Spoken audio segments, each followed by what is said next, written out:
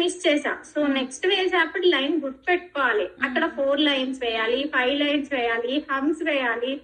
ఎక్కువైనా సరే కానీ తక్కువ చేయొద్దు డిజైన్. అంతే. బాగా అనిపించింది.